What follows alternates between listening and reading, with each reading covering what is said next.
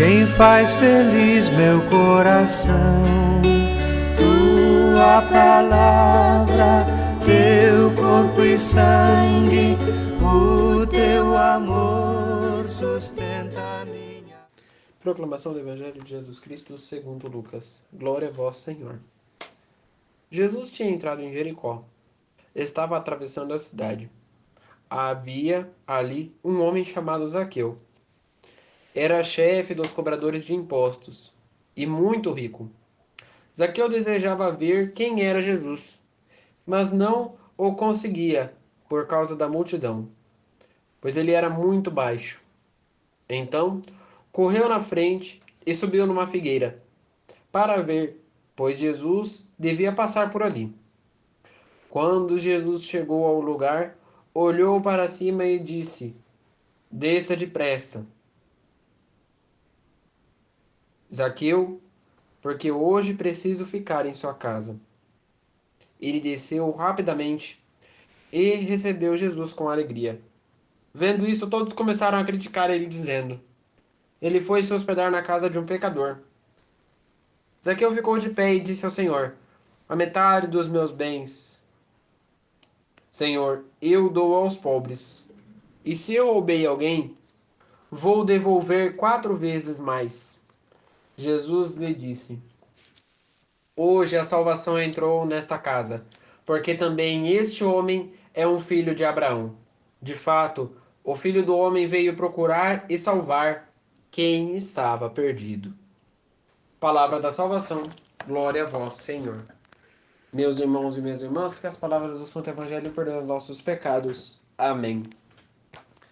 Zaqueu, um cobrador de impostos, que foi convertido para uma pessoa voltada a Jesus. A conversão que Zaqueu teve é uma conversão tão poderosíssima que nos transforma e mexe com o nosso coração. A forma como Zaqueu procurava Jesus era uma forma como criador e criatura.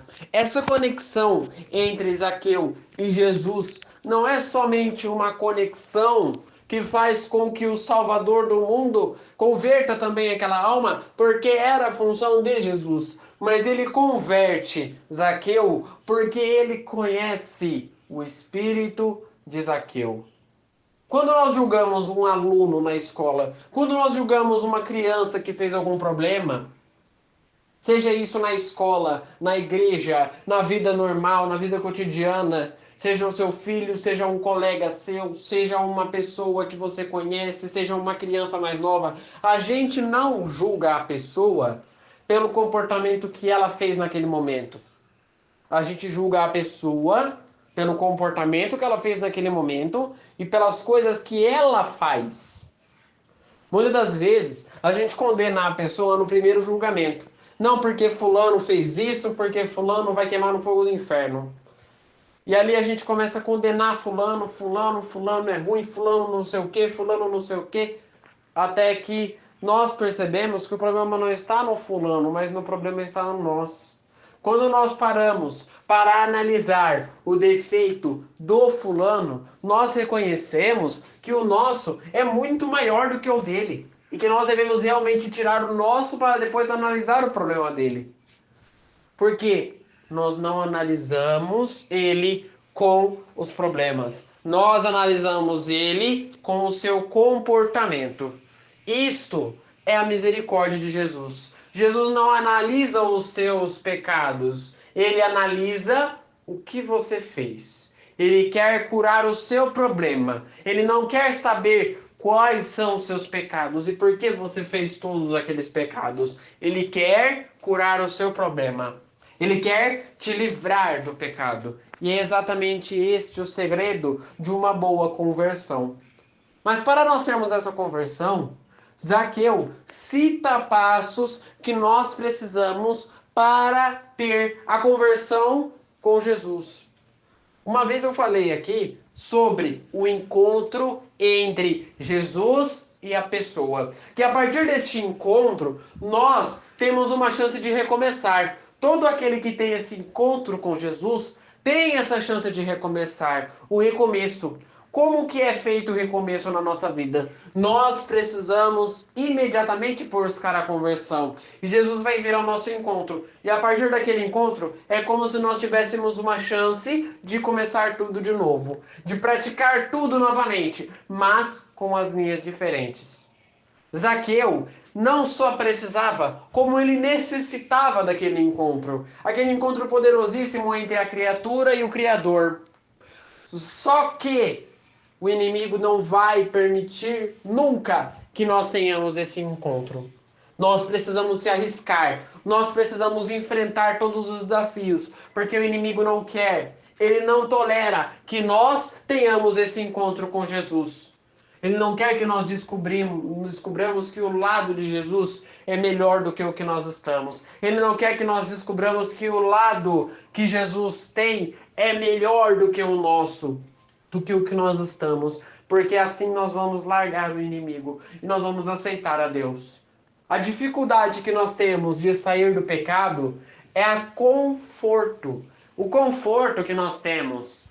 Por que o conforto? Porque enquanto eu estou pecando, eu estou no conforto. É gostoso pecar. Difícil é viver inteiramente, dedicadamente a Deus. Todos nós podemos ser santos. A dificuldade que nós temos é viver inteiramente, dedicadamente a Deus. E é o que diferencia nós de santos famosos da igreja. São João Paulo II, Santa Rita de Cássia, São Pedro, São Paulo. Todos esses santos viviam inteiramente para Deus. Viviam dedicadamente para Deus, ao ponto de que o pecado não tinha espaço no seu coração, porque era tudo preenchido por Jesus. Nós nos diferenciamos dos santos quando nós observamos o mundo, mas não Jesus. Quando nós observamos os problemas que nós temos e esquecemos de Jesus. Porque eu tenho que resolver tal problema, porque eu tenho que fazer tal problema, porque é tanta coisa que tem no meu mundo, porque é tanto caos, porque a minha família é um caos e Jesus não está aqui para me ajudar. Aí começa a síndrome da lamentação. A síndrome da lamentação, que eu dou esse nome, mas vocês vão entender o porquê, é quando a pessoa começa a se lamentar.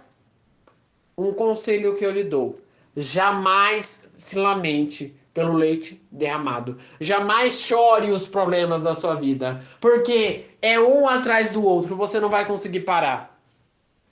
Eu passei por isso uma vez. É difícil.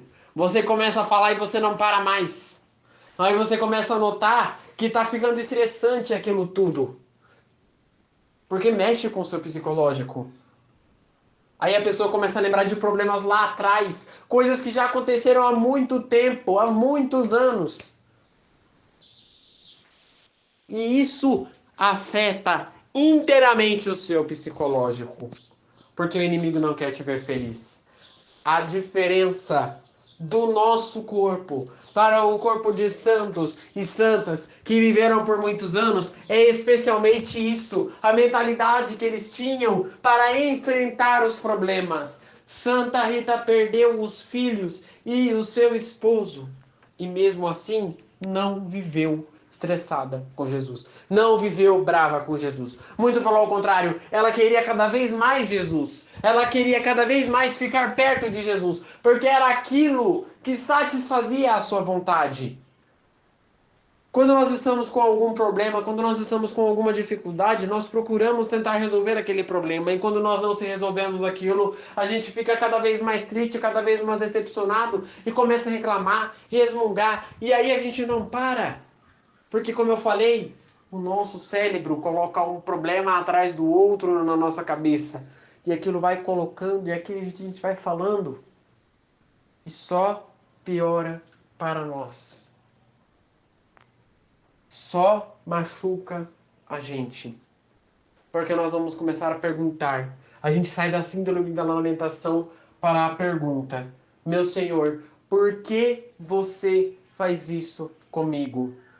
Por quê? Por que eu sofro tanto? Por quê? Por que que você tirou tudo de mim? Padre Léo disse uma vez, e isso foi no finalzinho da sua vida, ele dizia assim: quando nós estamos sofrendo, nós não devemos se perguntar por que desse sofrimento. Ah, mas por que que eu tô com esse problema? Por que que não sei o quê? Nós devemos perguntar para quê. Muitas das vezes, quando eu estou quieto, quando eu estou sentado lá rezando, eu não me pergunto por que dessa doença que eu tenho, mas eu pergunto: para que, Senhor? Para que o Senhor quer que eu tenha esta enfermidade? Será que é para ensinar muitas pessoas? Será que é para fazer o bem para várias pessoas? Para mostrar que há sim uma solução? Neste para quê, nós descobrimos que um verbo muda toda a frase. Se nós perguntarmos por e não para, nós vamos começar a se questionar. Agora, se nós colocarmos para quê, nós temos uma resposta. Para que o Senhor quer que coloque esse problema na sua vida? E este tem duas respostas. E a primeira, Jesus não quer, Deus não quer que você sofra. Deus não quer que você sofra. Mas aqui na terra nós vamos sofrer. Aqui na terra nós vamos chorar. Jesus mesmo garantiu isso para a gente. E então vem a segunda resposta. Estes e todas as dificuldades que aparecerão na nossa vida será para aprendizado único e exclusivamente nosso. Ninguém vai aprender com o nosso problema. Ninguém vai aprender com o seu problema.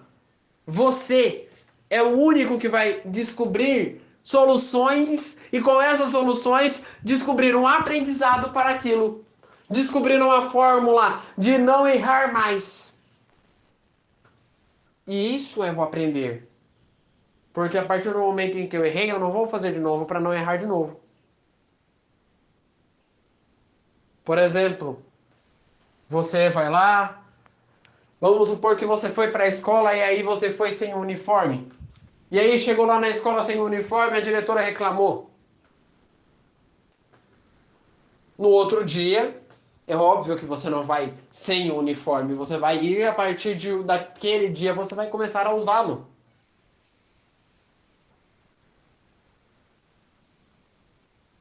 Quando nós batemos de frente com o problema, e este é o nosso principal problema, esse é o principal problema da população, de rebater as dificuldades. Tudo que a gente vê, a gente tem vontade de reclamar, não é verdade? Tudo que a gente vê, a gente tem vontade de brigar. Esses dias, a diretora chegou lá na sala, falou assim, vai escutando essa história. Essa história é engraçada. A diretora chegou lá na sala e falou assim, gente, eu vou pedir para vocês, por gentileza, de nas próximas aulas, virem com uma roupa um pouco mais adequada. Porque tinha adolescentes indo de calça rasgada para a escola. Tinham adolescentes indo de qualquer jeito. O problema não é você ir vestido com uma coisa que você goste para a escola. Isso tudo bem. O problema é quando você veste de algum jeito que interfere nas diretrizes da escola. E uma das regras lá está escrito ir de forma comportamentada. Ir com um traje de comportamento. Você não precisa ir com o único exclusivo uniforme da escola. Não está dizendo lá. Está dizendo que você deve ir com uma roupa educada. Uma camisa normal, bonita, com aquela estampa. Não sendo a camisa da escola, mas sendo uma camisa educada, tudo bem. Aí a diretora orientou, saiu. Nisso que saiu, a menina começou a ratear.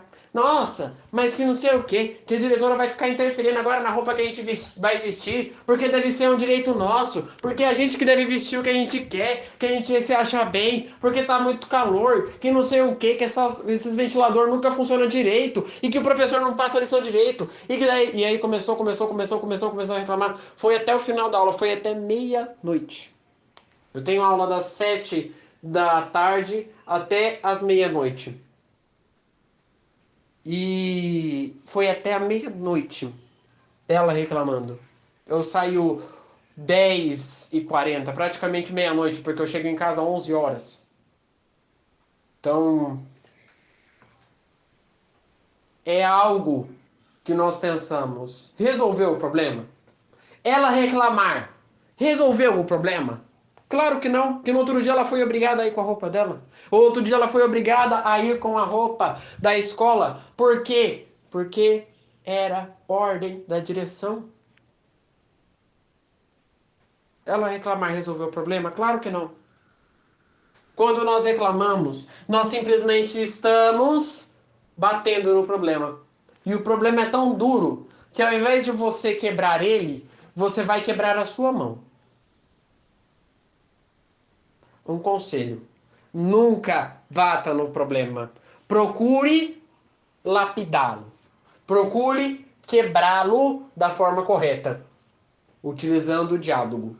O diálogo é a melhor forma que nós poderemos utilizar para quebrar um problema. E assim, neste sincero diálogo, ela poderia ter dizido: mas para que eu vou precisar ir amanhã com esta roupa? Quais são os motivos? Por que disso?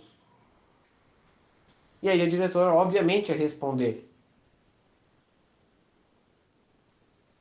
É difícil nós conversarmos com o outro. A gente está preparado para poder revidar, para poder bater boca, para qualquer coisa fazer uma briga. Tem vezes que eu saio na rua e falo assim: hoje, se alguém vir falar comigo sobre algo, se alguém vir brigar comigo, hoje vai ter encrenca. Eu falo isso.